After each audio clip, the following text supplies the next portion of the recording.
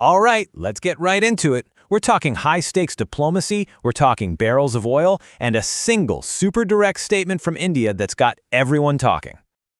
And there you have it. That was the sharp, pretty unambiguous message from India's top diplomat, S.J. Shankar. He's aiming that comment squarely at the U.S. and Europe, because of all this growing pressure on India for buying discounted Russian oil. So what exactly pushed India to throw down the gauntlet like that? Well, in this breakdown, we're going to unpack the whole thing. The accusation from the West, India's really clever comeback, and this high-stakes chess game that's playing out on the world stage. Okay, so to really get why India's response was so blunt, we've got to start with the accusation itself. What's the beef the West has with India's energy policy anyway? The whole argument from Washington and Brussels really just boils down to two things. First, they're saying India is snapping up cheap Russian crude, refining it, and then selling it for a nice little profit. And second, and this is the big one, they're saying every single barrel India buys is basically helping fund Russia's war machine, undermining the sanctions that are supposed to be stopping the conflict in Ukraine. All right, so that's the accusation. Now let's flip the coin and look at India's side of the story. And their response? It's not just a simple, no, we're not. It's way more complex, a really strategic argument that basically challenges the entire foundation of what the West is saying. And this right here, this is where India's core counterargument comes in, and it's a big one: hypocrisy. What Jaishankar is basically saying is, hold on a second, you criticize us for buying Russian crude, but then you guys turn right around and buy the refined fuel, the diesel, the gasoline, from us. And the kicker? Europe is still the biggest buyer of Russian natural gas out there. So you see the point they're making. And all of this really gets to the heart of India's whole philosophy right now, this idea of strategic autonomy. It's a fancy term, but what it really means is that India is planting a flag and saying, our policies, our energy policy, our foreign policy, they're going to be decided right here in New Delhi for our own national interest. They're not going to be dictated by Washington or Moscow or anyone else for that matter.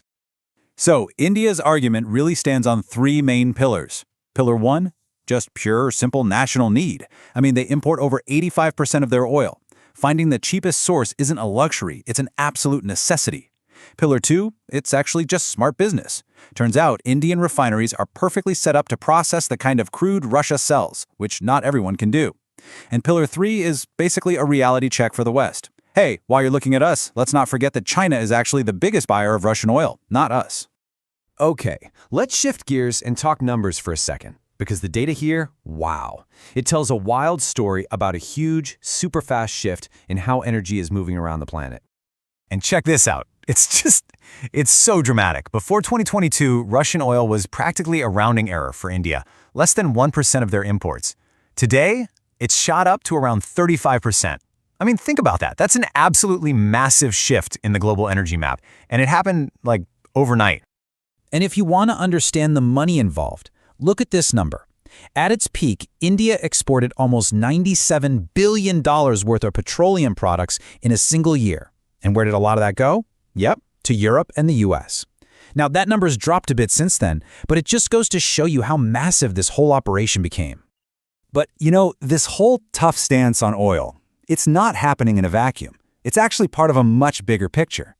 As India carves out this more independent path for itself, it's starting to draw some really firm lines in the sand in other places too, especially when it comes to trade talks with the US. And here's one of those red lines: agriculture.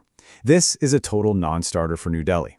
They've been crystal clear that they're not opening up their farms and dairy to American competition. And it's not just about the money, right? It's about protecting the livelihoods of millions of farmers, and it's also tied up in some really deep cultural and religious issues, especially around things like US dairy practices. So, when you zoom out and look at the oil, the trade talks, the assertive foreign policy, you start to see that this is way, way bigger than just a squabble over who's buying what. What we're really watching is the tectonic plates of the global order shifting right before our eyes.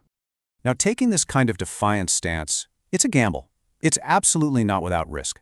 If the West decides to push back, and push back hard, India could be looking at some serious economic pain.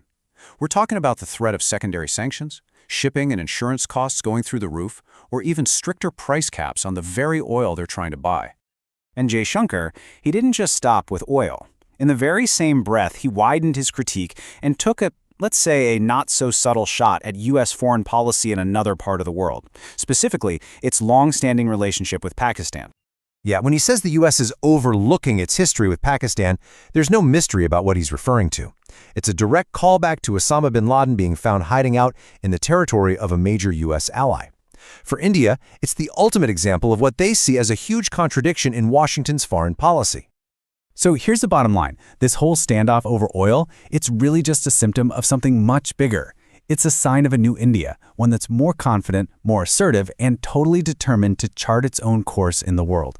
And that leaves us all with a really big question, doesn't it? In this new world where the old rulebook is being thrown out, who's actually playing the game best?